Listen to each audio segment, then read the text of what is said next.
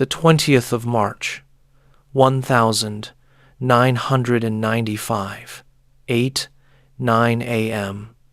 Tokyo Metro, Hibiya Line. Kyoka Izumi took a deep breath as she boarded her morning train, the same routine she'd followed for 3 years. But today, the air she breathed wouldn't just feel heavy. It would feel like fire, spreading pain through her body, like she'd been shot. This devastating attack was ordered by a man who genuinely believed he was God.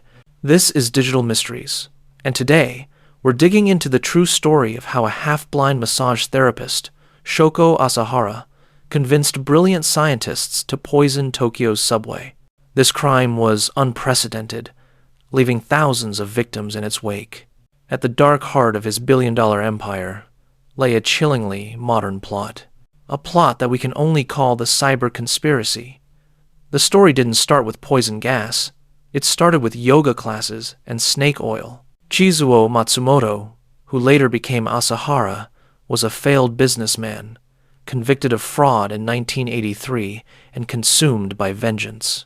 When he emerged from prison, he was Shoko Asahara, a self-proclaimed guru ready to build his empire, Aum Shinrikyo, based on the fundamental lie that he was divine. Crucially, Asahara knew that simply claiming divinity wasn't enough for modern, sophisticated Japan. His recruitment strategy was therefore terrifyingly efficient and brilliant. He didn't target outcasts. He targeted the intellectual elite.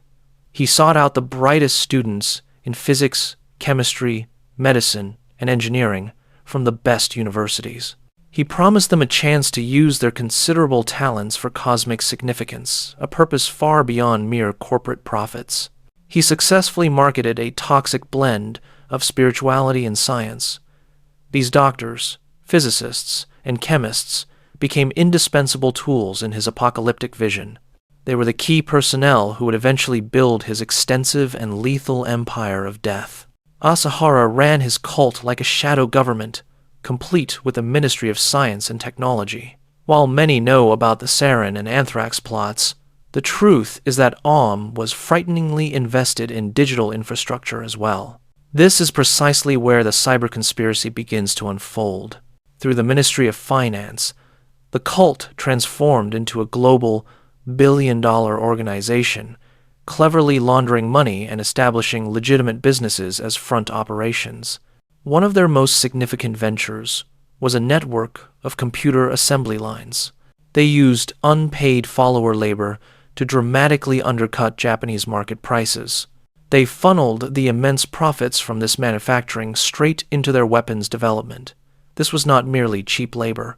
This was a strategic infiltration of the tech industry. Aum Shinrikyo wasn't just building PCs for Japan. They were actively working to get their hands on advanced networking technology and classified data. They created shell companies specifically to purchase high-tech equipment, the same advanced servers and communication gear required to launch a digital war. They were preparing for a cyber war that would cripple the systems of the society they despised. Their core goal was a cyber conspiracy, to destroy the conventional world not just with chemical weapons, but with data disruption and technological sabotage. Now, years after the Sarin attack, as police investigated their highly sophisticated facilities, they found tantalizing, unresolved digital clues. We often cover cases on Digital Mysteries about unsolved cyber attacks and mysterious lost data from high-security systems. The Aum investigation had its own version of this digital mystery. Investigators uncovered evidence of custom-built malware code designed by their brilliant, yet twisted, programmer scientists. This wasn't simple code. It was a foundational, proof-of-concept virus. It was likely engineered to stealthily disrupt essential government and public utility networks. Moreover, authorities found huge gaps in their digital records, gigabytes of mysteriously erased files that vanished right before the raid.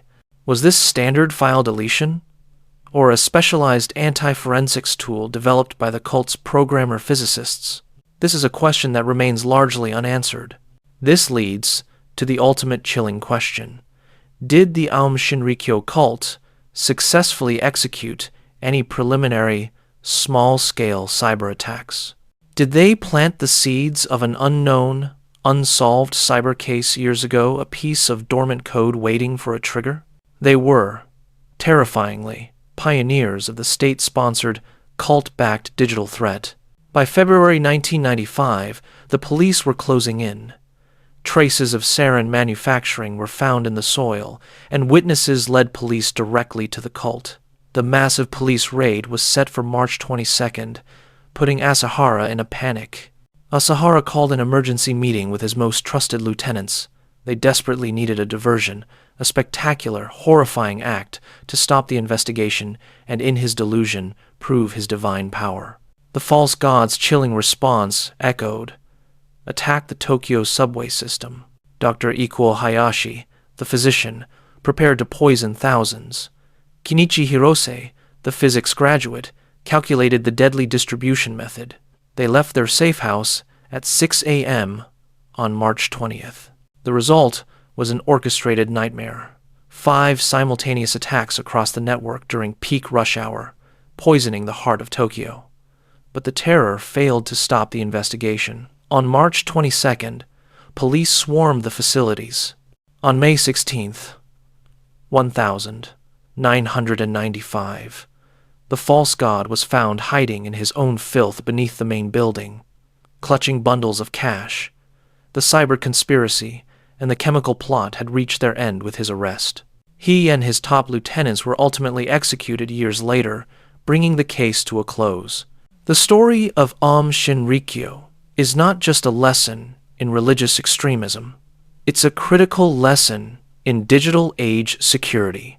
The essential takeaway for fighting, preventing, and recovering from cybercrime is to recognize the talent pipeline. The threat isn't always a lone wolf. It can be brilliant, educated individuals leveraged by a sophisticated network. Our defense must focus on talent identification and ethical education, ensuring that technical brilliance is channeled toward creation, not destruction. Furthermore, Aum proved that cyber capability and physical terror are two sides of the same coin. Law enforcement and intelligence agencies must stop viewing these as separate threats. A group stockpiling sarin may also be actively developing zero-day exploits. We need a holistic, integrated defense strategy. Data security is now life security. Anytime a group with known malicious intent shows an obsessive interest in network infrastructure or proprietary code, as Aum clearly did, it is a catastrophic warning sign that demands immediate action. Finally, in the event of an attack, speed is everything. We must have pre-established recovery protocols, immutable backups, and rapid threat hunting capabilities. This is necessary to isolate and neutralize malware before it can propagate, preventing a digital disaster from becoming a real-world catastrophe. The false god is gone. But the lesson of his evil that the greatest physical threats now harbor a powerful cyber conspiracy must never be forgotten. We must remain vigilant. We must remain secure. This has been Digital Mysteries. Stay safe.